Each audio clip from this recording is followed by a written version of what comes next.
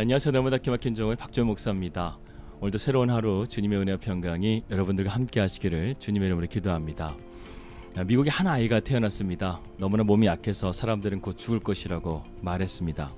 그는 17살 때 그리고 22살 때 모두 3번 말라리아에 의해서 죽을 뻔했습니다. 그리고 19살 때 그는 천연두에, 20살 때 늑막염에 걸렸습니다. 35살 때에는 급성 이질에 걸려서 정말 죽을 고비를 넘겨야 했었습니다. 43살 때는 치아가 거의 다 못 쓰게 돼서 고통을 당해야만 했습니다. 그러나 그의 마음속에는 하나님이 나를 택하여 주시고 항상 같이 하여 주시기를 늘 기도하면서 주님께 나아갔었습니다. 그런 그가 43살인 1775년에는 미국의 혁명군 총사령관이 되어져서 독립군을 지휘하게 되고 승리함으로써 국민적인 영웅이 되어지고 그로부터 12년 후에는 미국의 역대 대통령이 되게 되었습니다. 그가 바로 조지 워싱턴입니다. 하나님이 선택하여 주셨다는 이 확신한 믿음이요, 그 사람을 머릿돌로 만들어 놓고 만 것이죠. 이 사도 바울은 자기가 자기를 잘 몰랐었습니다. 그래서 잘못된 길을 걸어갔었죠. 그런데 하나님께서 그 자신을 바로 알게 해주시고 이방인의 선교사라는 소명을 깨닫게 해주셨을 때 그는 그 순간부터 놀라운 변화된 삶을 살게 되었습니다. 여러분, 하나님께서는 바로 이들만 택하셨겠습니까? 저와 여러분들도 택하셔서 오늘도 믿음의 선한 길을 이끌어가고 계십니다. 오늘도 믿음의 주여 온전케 하시는 그 예수를 바라보면서 우리의 삶이 변화되고 늘 새로워지고 하나님이 기뻐하시는 뜻을 이루어갈 수 있는 우리 날마다 기막힌 정오 식구들 되시기를 주님의 이름으로 기도합니다. 2022년 2월 8일 날마다 기막힌 정오 시작합니다.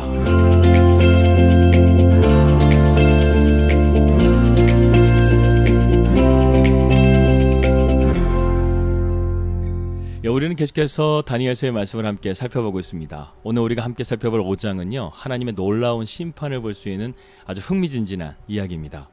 5장에서 벨사살 왕은 아버지를 대신해서 바벨론을 치리하는 그런 섭정왕이었다고 말씀을 드렸습니다. 아버지는 지금 메대와 바사를 다스리는 고레스 왕과 치열한 전쟁을 벌이고 있는데 아들은 이 안락한 왕궁에서 지금 잔치를 벌이고 있다는 것이죠.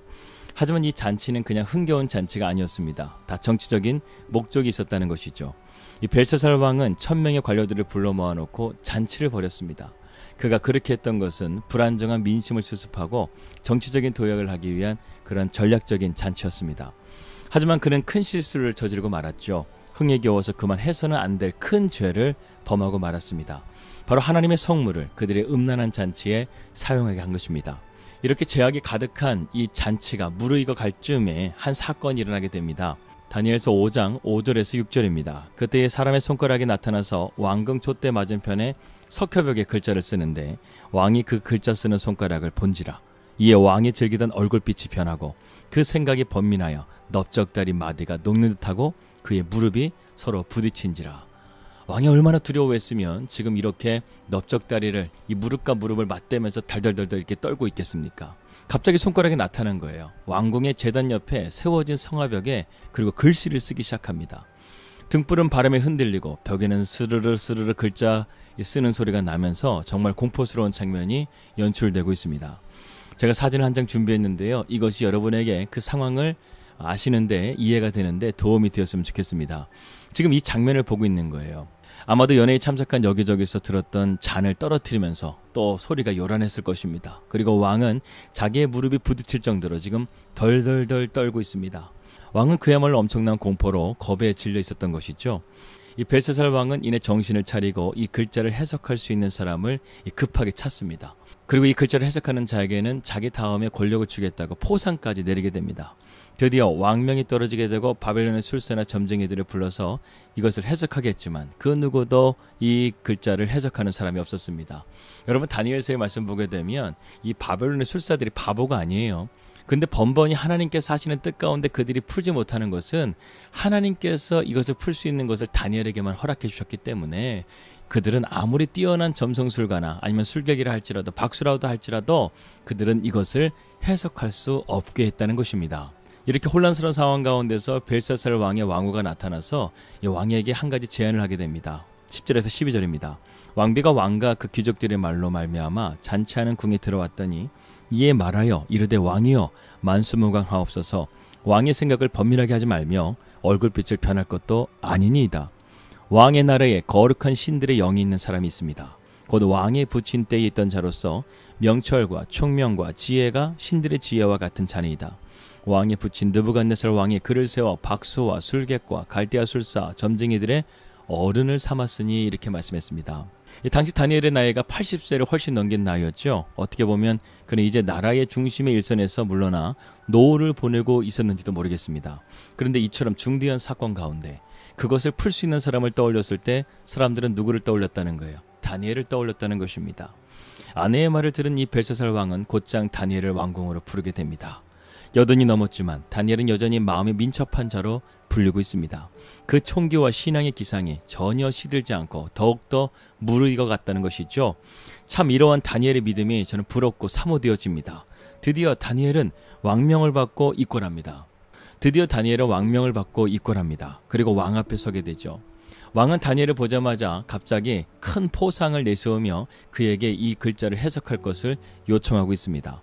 방금 전까지는 자기 할아버지 부왕을 엎드리게 했다고 하면서 어떻게 이 바벨론 제국의 왕을 엎드리겠느냐 하면서 그들 조롱하면서 그 성전의 기물들을 가지고 잔치를 벌였던 이 왕이 지금 다니엘 앞에서 겸손해도 모자를 터인데 자기가 포상을 주겠다고 하면서 으름장을 놓고 이 글자 한번 해석해봐 이렇게 지금 말하고 있다는 것이죠.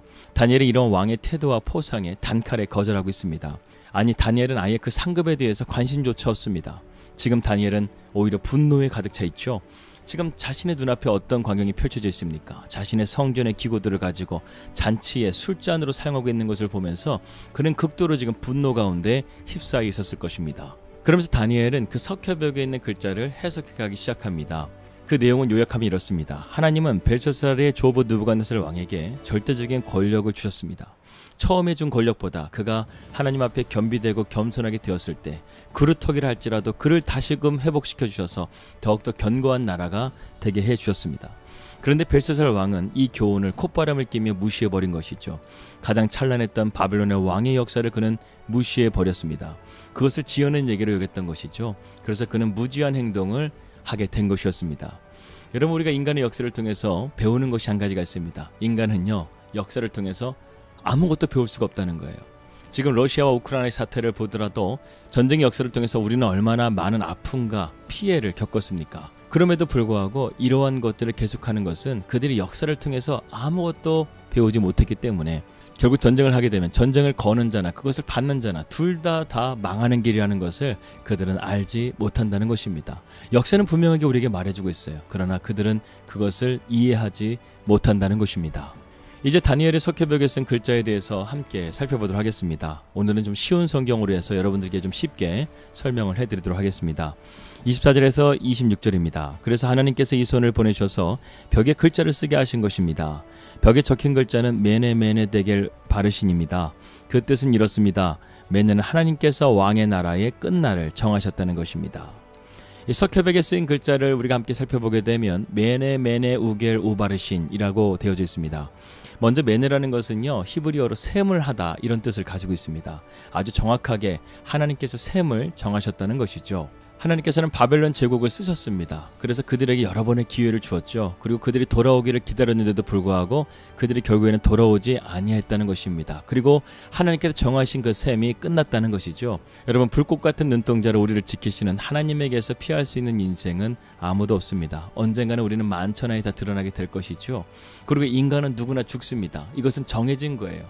그렇기 때문에 우리의 삶이 정해진 그 때를 알고 계시는 하나님, 그렇기 때문에 인류의 역사의 그런 모든 것들 또한 하나님께서 다 알고 계시고 그러한 때를 지금도 정하고 계시다는 것이죠. 우리는 지금 말세의 지마를 살아가고 있습니다. 요한계시록의 말씀 보게 되면 하나님께서 이 세상을 심판하는 그 때가 이루어지고 있다는 것이죠. 지금은 우리가 실현된 종말 가운데 살아가고 있습니다. 이제 아직은 완성은 되지 않았지만 이미와 아직이라는 것을 바라보면서 우리의 삶은 언제나 하나님을 바라보면서 믿음으로 나아가야 될 줄을 믿습니다.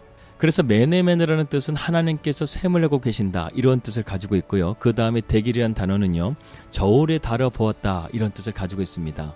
여기서 저울은 보통 하나님의 법을 뜻하죠. 즉 하나님의 법에 달아보니까 너희들은 이제 부족하다. 이제 셈을 다 정하였다. 이렇게 말씀하신 것입니다. 그래서 결국에는 그것이 어떻게 되었는가? 우바르신의 그 답이 있습니다. 이 단어는 그리고를 뜻하는 우와 나라를 뜻하는 베르스의 복수형인 바르신을 씀으로써 분리되다 이런 의미를 가지고 있습니다. 28절의 말씀입니다. 바르시는 왕의 나라가 나뉘었다는 뜻입니다. 왕의 나라는 메대와 페르시아 사람들에게 결국 넘어가게 될 것입니다. 이렇게 말씀하고 있다는 것이죠. 다시 말해서 이제 바벨론 제국이 멸망할 날이 닥쳤다는 것을, 임박했다는 것을 지금 말씀해 주고 있습니다. 나라는 망하고 메대와 바사에 의해서 쪼개지게 될 것이라는 것을 지금 예언의 말씀을 통해서 다니엘이 하고 있는 것이죠. 이 말씀은 다니엘서 2장에 나오는 느부갓네살의 왕이 꾼 꿈과 정확하게 일치하고 있습니다. 왕은 그 글이 어떤 글인가 궁금해하였고 두려워했지만 지금은 그 해석을 들음을 통해서 더욱더 지금 두려워하고 있는 상태 가운데 있습니다. 실제로 그 예언이 있던 그날 밤에 갑자기 바벨론은 무너지게 되었습니다. 그렇게 순식간에 바벨론이 무너지게 될 줄은 그 누구도 몰랐습니다. 그런데 그날 밤에 그 벨사살 왕도 죽임을 당했다는 것이죠. 다니엘서 5장 29절에 30절 말씀입니다. 이에 벨사살이 명령을 내려 다니엘에게 자주색 옷을 입히고 금사슬을 목에 걸어주고 그를 나라의 셋째 가는 통치자로 세웠습니다. 바로 그날 밤에 바벨로니아 왕 벨사살이 죽임을 당했습니다. 이 왕이 그에게 포상을 내렸는데 그 포상을 주는 의미가 무엇입니까? 내가 이렇게 너에게 큰 권력을 줄 테니까 이것을 한번 뒤집어봐, 이것을 한번 바꿔줘봐, 이렇게 얘기했지만 제가 생각할 때 다니엘은 단호하게 그것 또한 거절하지 않았을까 하는 생각이 듭니다. 여러분, 이렇게 해서 영원할 것 같았던 바벨론 제국은 하나님의 말씀대로 순식간에 무너지게 되었습니다. 그리고 메대 사람 다리오가 바벨론 제국을 차지하게 되었죠. 여러분, 어떤 제국도 어떤 권력도 사람이 만들어낸 어떤 것도 영원한 것은 이 세상에 존재하지 않습니다. 역사 속에서 우리는 철옹성과 같았던 구소련이 무너지는 것을 보았습니다. 이 세상에 영원한 제국은 없습니다. 중국도 결국에는 무너지게 될 것이고 북한도 결국에는 무너지게 될 것입니다. 오직 하나님의 나라만이 영원하게 설 것입니다. 하나님의 말씀만이 남게 될 것입니다. 푸른 마르고 꽃은 시드나 오직 주의 말씀은 영원하리라. 우리를 다니엘처럼 하나님께서 이 마지막 날에 쓰셔서 하나님의 나라를 위해서 헌신하고 충성된 주님의 자녀들이 되시기를 주님의 이름으로 기도합니다. 기도하겠습니다. 하나님 아버지, 감사합니다.